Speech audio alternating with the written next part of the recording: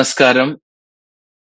With Bharata, our dear India, which is going to witness the inauguration of the new parliament building.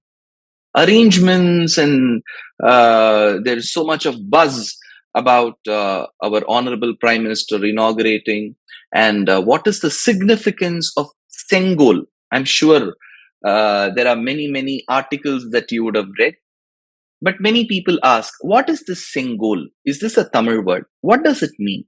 Why use this Tamil word? What does that signify? Is it the scepter? What does the scepter signify? Does this have any relationship or any significance in the overall civilizational ethos of Bharata Desham? Then there are questions. Why was the Sengol given at that point in time? Does this have any connection remotely with Ram-Rajya? Does this have any connection with Rama-Janma Bhoomi temple? So on and so forth. So have patience. I will try my level best to give as many genuine references as possible and share whatever little knowledge I have with all the Astikas and the citizens. 1. Where does this word Sengol come from? Sengol is a Tamil word, no doubt. But how does this word emerge? Kol in Tamil means a stick. Sengol means a scepter. But how do we split the word? Semmai tarum kol Sengol. Semmai kattum kol Stemkol. Semmai is a quality. What is that quality? It is the quality expected of a king in those days and these days of our administrators to remain impartial, to not be judgmental, to treat people equally. In Bhagavad Gita, Lord Krishna says, Samoham Sarva Bhuteshu. In the 7th skanda of Srimad Bhagavatam, Parikshit asks, Samahpriya Suhrid Brahman, Samahpriyaha, Samoham Sarva Bhuteshu, to be impartial. This quality is called Semmai. The quality Semmai, which is reminded to the king, which is a reminder to the king as he keeps looking to the rod, and that rod which keeps reminding him of being Semmai, of being impartial, it is Semmai Kol Sengol. So this is called scepter in the English language. Now, does this have any reference in the Tamil literature? Yes. We are all aware of this beautiful compendium of 1330 couplets called Kural. And this compendium is called Tirukkural by a great poet saint called as Thiruvalluvar. I'm just going to quote 2 Kurals where he says, Vannokki vaazhum ulagellam, Mannavan konnokki vaazhum kudi. Like how farmers, all the subjects look to the sky because as long as there is good precipitation, there is going to be good agriculture, good food for all. Like how a mundane farmer, a simple farmer looks to the sky. Similarly, the subjects will always look to the king who carries the scepter in his hand, Sengol in his hand to deliver justice. There is another Kural which says, Andanar நூற்றுக்கும் அறத்திற்கும் ஆதியாய் நின்றது மன்னவன் கோல். So we have scriptures that give us quintessential knowledge that lead us to dharma. But both these scriptures and dharma will be resplendent and radiant only if the ruling person is non-corrupt, doesn't kind of accumulate wealth for himself, is very hardworking, treats good and thinks good for his subjects. So this is expected of a king.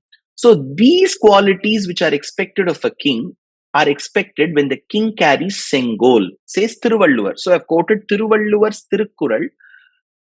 And then I'll just quote a few more verses. For example, Semmai, the quality that I mentioned which is expected of a king. Andal, the mystic poetess says, செம்மை உடைய திருவரங்கர் தாம் பணித்த மெய்மை பெறுவார்த்தை விட்டு சித்தர் கேட்டிருப்பர். So செம்மை is seen in the Lord. In which Lord? For her, everything was Lord Vishnu, Narayana, who reclines as Ranganatha Swami in Srirangam.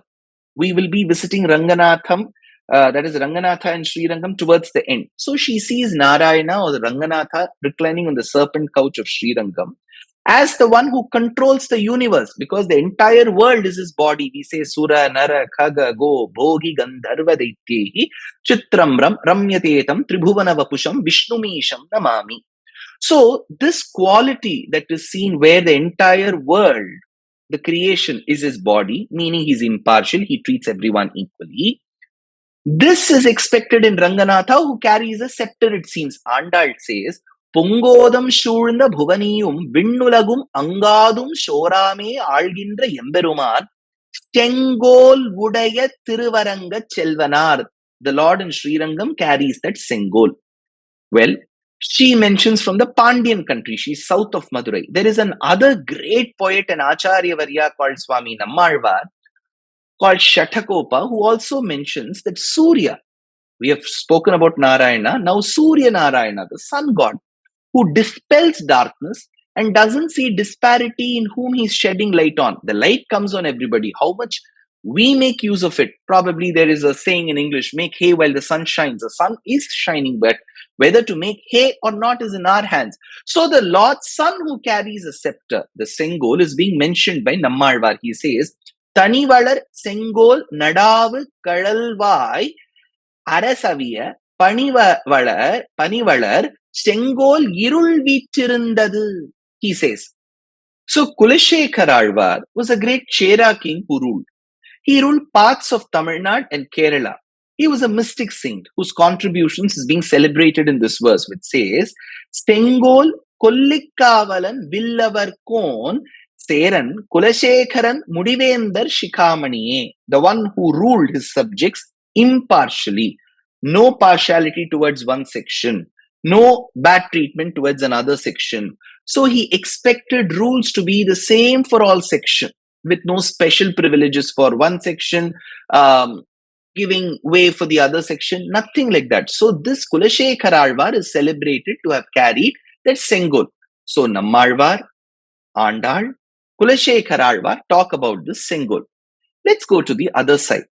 Is this Sengol, which is featured in the Tamil literature that date between the 5th century BCE and the 9th century CE, for a span of 1400 years, there is repeated mention by Thiruvalluvar, Andal, Nammalvar, Kulashekar Alvar of Sengol. Is this featured in the Western world? Yes. William Shakespeare, the celebrated playwright between the 16th and the 17th centuries, says in The Merchant of Venice, where the quality of mercy is invoked. So the lines go like this. The quality of mercy is not strained. It droppeth as the gentle rain from heaven. Upon the place beneath it is twice blessed. It blesseth him that gives and him that takes. The mightiest and the mightiest it becomes. The throned monarch better than his crown. The scepter shows the force of temporal power. The attribute to awe and majesty, wherein doth sit the dread and fear of kings. But mercy is above the sceptral sway. So he does talk about the quality of mercy should come from a person, like how the king who holds a scepter and dispenses mercy towards everybody. So there is mention in the Western civilization of the scepter, but the scepter, which is Sengol, finds mention in the classical Tamil literature as well. Is this found in the overall literature that we have bequeathed from our ancestors? Yes. This stick is called Dandam, since it helps the king, Raja, govern well. It is called Raja Dandam. So this Raja Dandam, Sengol, Scepter, is known to bestow good administration governance throughout the geography. That said, where does this Thiruvavadurai temple feature? We all know from various news articles and various news clippings that in 1947, under Rajaji's supervision and advice to Pandit Nehru, Thiruvavadurai Acharya, the Adinam, then handed over the Vumidi Bangaru jewelers made scepter to Nehru, and that was a sign because the Britishers had to transfer the power, right? So there had to be a very ceremonial way, something that goes with the ethos of this age-old civilization, the Vedic civilization, for the transfer of power. So this was done. But why Thiruvavadurai? It could have been from the Pandyan country, it could have been from the Pallavan country, it could have been from the Cheran country, but why the Chola country? Because in the Chola country, the Kaveri river flows. This place called Thiruvavadurai is a beautiful temple town that has a temple for Lord Shiva. Many Nayanmars have celebrated this beautiful temple. And in the last 500 plus years, an Adinam, a Samsthapanam, a Matham, that professes and propagates Shaiva Bhakti, Shiva Bhakti, and its literature under the Sanatana Dharma realm has been doing yeoman service. So this Adinam belonged to the Chola Desham. Why Chola Desham? Now, I have to now talk about something which is slightly tangential from the topic. What is that? You will all appreciate that this Chola dynasty is not just a dynasty that talks about Raja, Rajendra Chola, and so on. There were many, many kings who adorned this particular Rajyam. We go back to the times pre-Ramayana times. So we have mentions of kings like Haryashva, Muchukunda, who belonged to the Ikshvaku dynasty, which Ramachandra also belonged to. And the kings, the later Cholas, while describing in many inscriptions, trace their ancestry to Rama's Kulam. So Ikshvaku Kula's descendants were the Chola kings. There are plenty of inscriptions that talk about it. So the connection of the Chola kings to Rama is found. And Rama is always linked to Ram-Rajya, good governance. So Rama is related to Ram-Rajyam. Rama's descendants were Cholas. So Cholas were also very supportive and in a way imbibing the good aspects of Ram-Rajyam. That said, why this now? Well, we need to understand that the Tamil literature gives equal importance to Rama. We have works, classical Sangam works, many, many centuries, even 2 millennia old, that talk about the Tamil land's connection, the Tamil people's connection, the Tamil language connection with Ramayana. In Purananuru, which is an age-old work, it is mentioned that a king, the hero, would go to other countries, fight, bring wealth, and would give them to the people of his village. The villagers were not very used to wearing such grand jewelry, so they would wear them topsy-turvy like pantaloons. At that point in time, Purananuru, the Rishi says, they wore those jewelry topsy-turvy like how the monkeys, when Sita threw the jewelry, did not know how to wear and what to wear and wore them topsy-turvy. So there was sufficient knowledge about Ramayana in the Tamil land even then. Why stop with Purananuru? Agananuru talks about it, how the birds stopped chirping because they were quite disturbing to Rama, who was thinking how to go to Lanka. So there is a mention in Agananuru. Stilappadigaram, a work by a Jain monk called as Ilanko, talks about how Rama, along with his brother and his wife Sita, went as a trio to the forest. Moovulagum, Eeradiyal, Murainiramba, Bagai Mudiya.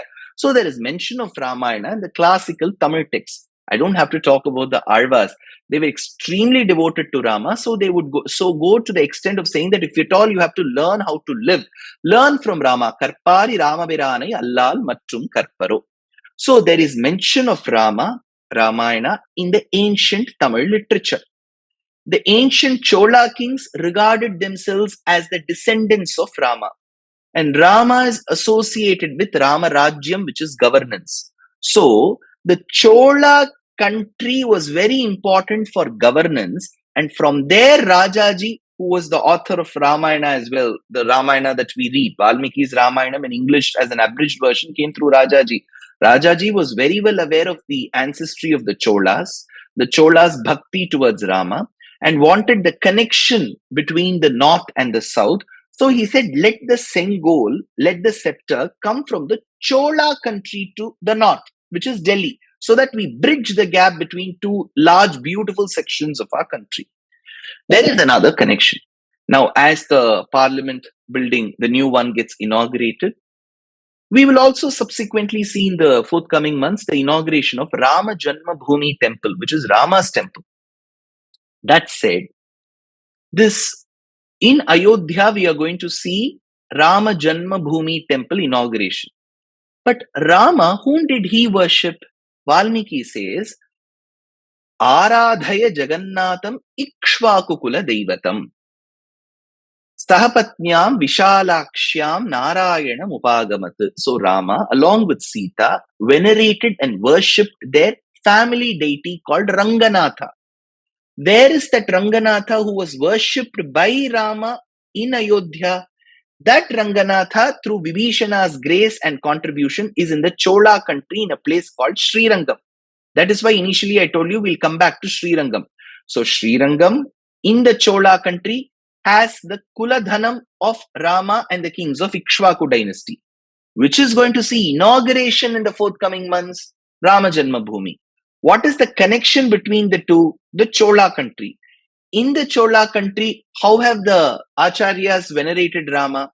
They have venerated Rama, Ranganatha, and they have venerated Sengol. Where did the Sengol go to Delhi in 1947? From the Chola country. So it's a beautiful connection that brings Rama, Rama Bhakti, Ram-Rajyam, Rama Janmabhoomi, Rama's Kuladhanam called as Srirangam, alongside the Cholas, their ancestry, the Tamil literature that talks about Rama Bhakti and Rama, and the Sengol that went from the south to the north. That said, I'm sure with the grace of all the Alvars, Acharyas, Nayanmars, and all Mahans, Purushas across the country, all Bhaktimans, Astikas, the citizens across all communities and religion, we all share a common thread called as the Vedic civilization. We are all a part of this beautiful geography. So that said, I would like to conclude this short talk with one line. While the transfer of power happened with the Sengol in 1947, and now we are going to commemorate that iconic event with the Sengol, which again is going to be handed over, lines from a classical work called the Tirumurai was read. There, the composer states, Jnana Sambandar, he's called as Jnana Sambandar, he states that when you believe in Paramatma, there is nothing as such called as a good day or a bad day. There is nothing which says this is a good nakshatra, that is a bad nakshatra. Ultimately, when you've surrendered to the Almighty, to Paramatma, there is nothing which is good or bad. Then he says, I shall recite verses that will ward off any evil eyes from this event. I'm sure this is a momentous occasion for all of us, for all the citizens of Bharata Desham, and of course to many well-wishers across the globe for Bharata. So to ward off those evil eyes and evil effects, I'm just going to recite those lines that the Nayanmar says. Veyuru Toli Bangan, Vidamunda Kandan. He talks about the greatness of Lord Shiva, Mahadeva. Nalla Veenai Tadavi. மாசரு திங்கள் கங்கை முடிமேல் அணிந்து என் உளமே புகுந்து அதனால் ஞாயிறு திங்கள் செவ்வாய் புதன் வியாழன் வெள்ளி சனி பாம்பு இரண்டும் உடனே. He talks about the list of grahas. ஞாயிறு sun, திங்கள் moon, செவ்வாய் Mars, புதன் வியாழன் வெள்ளி Jupiter, Mercury, Venus, Shani Saturn, பாம்பிரண்டும். We believe in those shadow devatas called as Rahu and Ketu. உடனே ஆசரு நல்ல நல்ல அவை நல்ல நல்ல அடியவர்க்கு மிகவே. They will bestow good because you believed in Almighty, so they will always bestow good. While concluding his set of verses, he says, whoever listens to these verses, ஆன சொல் மாலையோதும் அடியார்கள் வானில் அரசாழ்வர் ஆணை நமதே. So people who receive this scepter, by listening to these verses with the well wishes of the citizens, while they administer, while they govern, it will look as if you are in heaven, because the administration will be that corruption free. So, wishing all the citizens as a fellow Bharatiya on the upcoming momentous occasion of the inauguration of the new parliament at the hands of our honorable Prime Minister Shri Narendra Modi ji. Let there be a wonderful century ahead for us. Let poverty go away. Let prosperity seep in. Let knowledge and wisdom dawn upon all sections of people. Namaskar.